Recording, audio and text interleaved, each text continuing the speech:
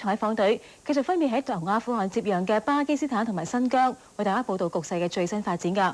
咁其中邱振明呢係留守喺巴基斯坦邊境城市白沙瓦，而另一個記者劉兆邦就喺靠近邊境嘅新疆省喀什市報道最新嘅情況㗎。咁我哋先同喺白沙瓦嘅邱振明傾下啦。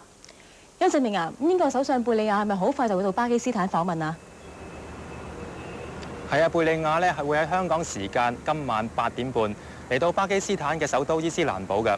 咁佢會逗留4個鐘頭，期間會同總統穆沙拉夫會面。預料咧佢哋唔會傾到具體嘅軍事行動，但係就會就區內嘅局勢咧係交換意見㗎。之後咧貝利亞就會離開去印度訪問。至於喺白沙瓦呢度咧，我哋見到咧局勢係日趨緊張㗎。我哋得到消息咧就話咧，當局係準備咧係驅逐一班懷疑同拉登有關嘅阿拉伯人出境㗎。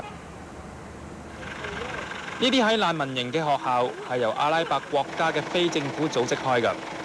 阿拉伯人喺度教難民伊斯蘭教義，不過巴基斯坦政府消息話，準備要呢班阿拉伯人離開，因為懷疑佢哋同拉登以及塔利班政權有聯繫，擔心佢哋會喺巴基斯坦發動恐怖襲擊。不過巴基斯坦嘅官員就拒絕透露詳情。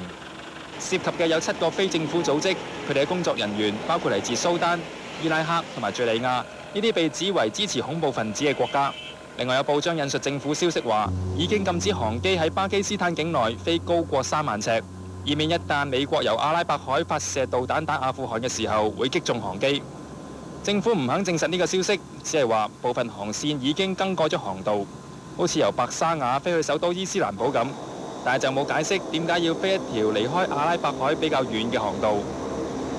而喺另一個巴基斯坦嘅邊境城市魁達呢，好多人都支持呢係前阿富汗國王查希爾翻去阿富汗主持大局嘅，但係好多人亦都係反對美國呢係出兵攻打阿富汗。由廖宗平喺魁達報導。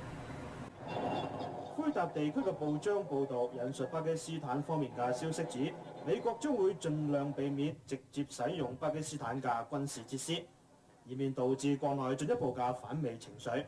不過，對於美國有意同前阿富汗國王查希爾商討阿富汗嘅前途，魁達地區嘅政治領袖都普遍同意，呢個係解決目前問題嘅最好方法。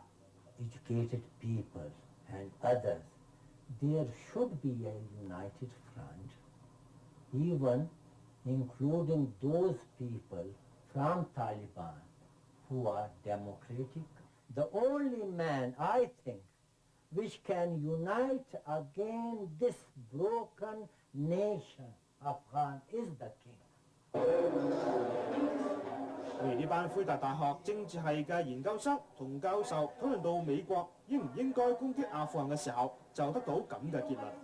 If US is going to attack on Afghanistan, it will have so long bad consequences in all over the world. 佢話以眼還眼唔係解決問題嘅最好方法。無線電視記者廖宗平喺巴基斯坦魁達市報導。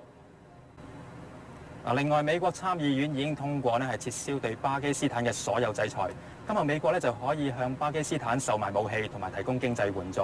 咁希望巴基斯坦係支持美國嘅軍事行動嘅。先將時間係交翻俾新聞部。好，唔該晒。